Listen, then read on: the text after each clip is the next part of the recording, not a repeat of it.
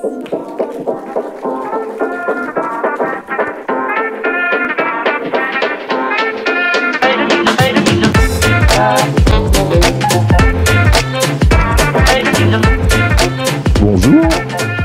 On va commencer par l'inévitable question. Ah oui. Voilà. C'est le gag du jour. C'était là. Quelle était votre matière préférée à l'école? Aïe. L'anglais. L'anglais. Ça le serait encore aujourd'hui. Bon, bah ça tombe bien. Alors, on va parler de funnel, donc en anglais. On vient d'apprendre qu'il pouvait être rond. Est-ce que, selon vous, le funnel, en tout cas, a un sens rond ou en forme d'entonnoir aujourd'hui? Chez Criteo, il a plutôt une forme d'entonnoir. Après, la démonstration qu'a fait Charlotte précédemment était extrêmement intéressante. Ce qui est sûr, c'est qu'il existe encore, en tout cas, sur tous les canaux de communication. Ouais. Et alors, donc justement, chez Criteo, on a un peu tendance, on va dire instinctivement, quand on entend le mot Criteo et ce à quoi on l'associe, c'est-à-dire retargeting, à vous mettre plutôt en bas du funnel. Mais on en a parlé, on peut le dévoiler, on en a parlé avant. En fait, c'est un tout petit peu plus compliqué que ça. Alors, c'est vrai qu'il y a le métier historique de Criteo qui est le retargeting, qui avait un positionnement extrêmement lié à la performance et qui d'ailleurs a largement fait ses preuves. Aujourd'hui, le métier de Criteo évolue. Donc Criteo a toujours accompagné des enseignes, que ce soit sur leurs problématiques d'acquisition, notamment dans un premier temps. Et c'est là que le métier historique de Criteo a émergé, notamment.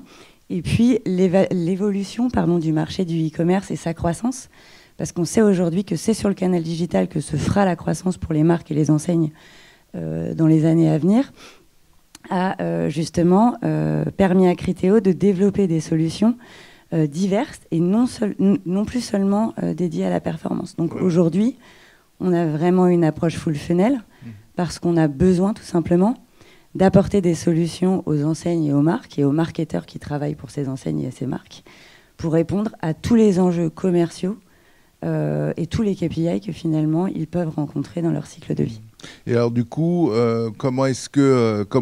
si on se place en haut, vous faites quoi? Alors, on essaye d'avoir une approche full funnel, donc avec des notions très branding, de notoriété. Et on arrive à répondre aux enjeux des marques et des enseignes, notamment en utilisant les données first party des enseignes. Donc Charlotte l'a dit, la donnée c'est de l'or. Cette fameuse donnée en or. La fameuse donnée en or, qui est extrêmement cadrée parce qu'on a des partenariats très stricts et cadrés avec les enseignes qui nous confient leurs données. Et donc cette donnée, elle va nous permettre de créer des audiences et des ciblages extrêmement pertinent et contextualisé pour les consommateurs. Donc ça, c'est vraiment le funnel par le haut. Ensuite, si on redescend d'un cran, on répond aux enjeux de considération et d'adoption des marques qui ont besoin d'émerger sur le canal digital. Quand on va en magasin, on a une expérience consommateur, on peut toucher un produit, on voit une tête de gondole.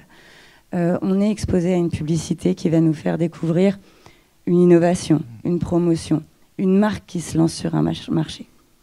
Et donc avec Criteo, chez Criteo, on a eu besoin de répondre à cette affirmation qui est on va dire de bon sens, qui est je n'achète pas un produit que je ne connais pas. Je ne connais pas, oui, bien sûr.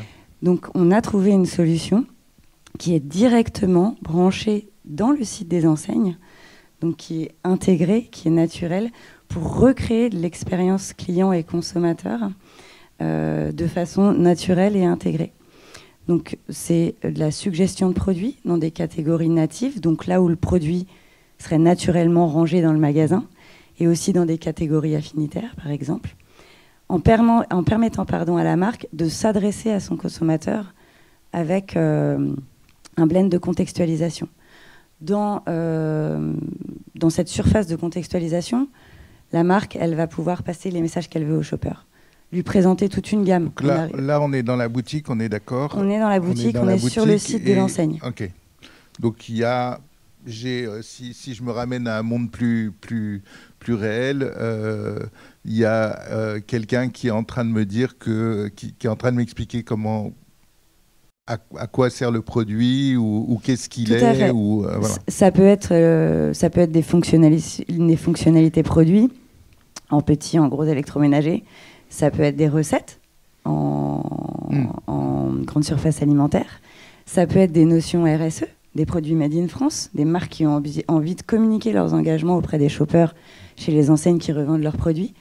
Donc finalement, la surface de contextualisation, elle permet une expression immense pour ces marques et surtout de travailler donc l'adoption, de la considération à des consommateurs qui n'auraient pas forcément été exposés à ce produit-là. Donc on reste sur le site de l'enseigne.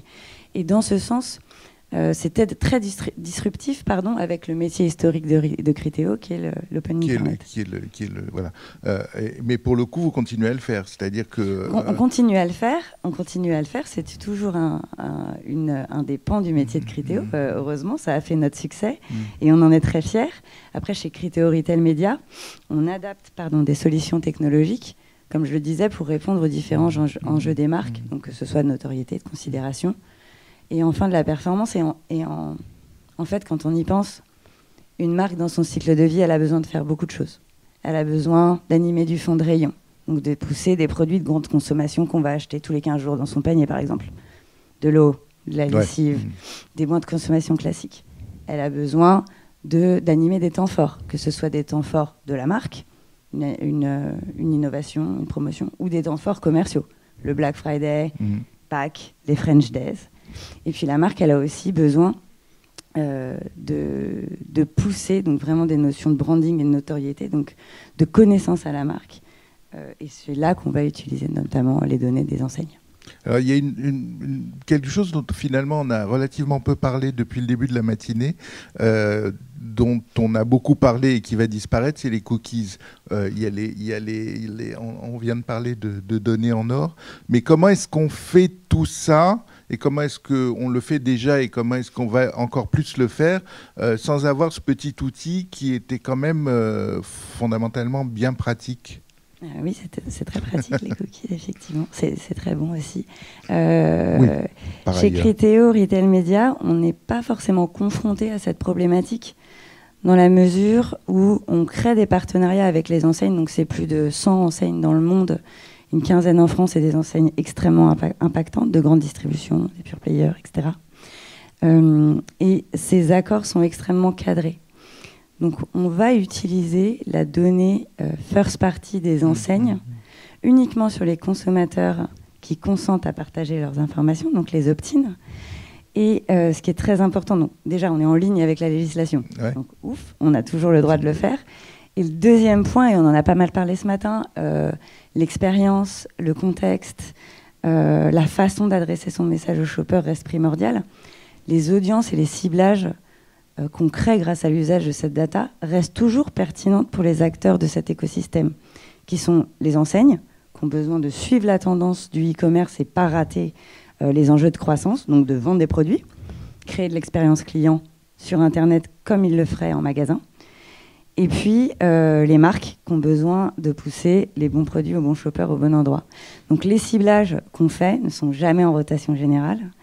On essaye de calibrer, de mesurer les ciblages qui seront pertinents pour un consommateur et pour aussi une enseigne.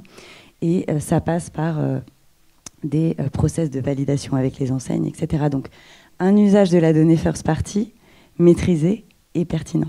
C'est ce qui peut permettre d'éviter, j'ai envie de dire, une sorte de funnel fatigue le consommateur, l'internaute, qui qu'il soit, nous, peuvent avoir aussi l'impression qu'à tout moment, justement, là, c'est peut-être le cercle dont parlait Charlotte tout à l'heure,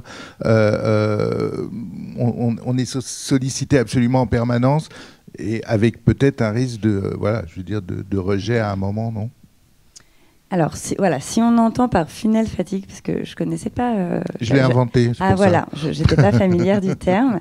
Si on entend les notions de répétition et d'exposition, Effectivement, hein, quand on s'appelle Criteo, on a une forme de réputation, mais comme je le disais, qui a largement fait ses preuves au service de la performance. Chez Retail Media, l'approche va être différente. Déjà, deux de nos solutions qui sont performance et considération se trouvent dans le magasin. Donc l'idée, c'est de pouvoir adresser des messages en multi-touchpoint, donc tout le long d'un parcours d'achat, mais à une cible d'intentionniste. D'accord ? On ne pousse pas n'importe quel produit à n'importe quel consommateur potentiel parce que l'expérience utilisateur, l'expérience client reste clé pour les enseignes et pour les marques. D'autre part, on a développé un outil chez Criteo Retail Media, une plateforme unifiée qui permet une totale maîtrise et du contrôle pour les marques sur des notions de répétition. Donc on peut calibrer à quel niveau d'exposition on veut adresser un consommateur directement depuis une plateforme. Et enfin, l'autre point, c'est que le site d'une enseigne, c'est pas l'open internet. On aura beau dire ce qu'on voudra, on ne pourra pas démultiplier le trafic d'une enseigne par 250 entre 11h et midi. Ça n'existe pas. Il y a autant de visiteurs que de shoppers potentiels. Ce sont les enseignes qui font du travail d'acquisition.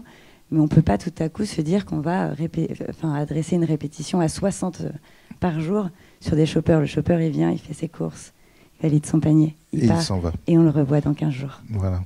OK. Merci beaucoup pour cette explication. Merci beaucoup. Merci à tous les deux. Merci Élise.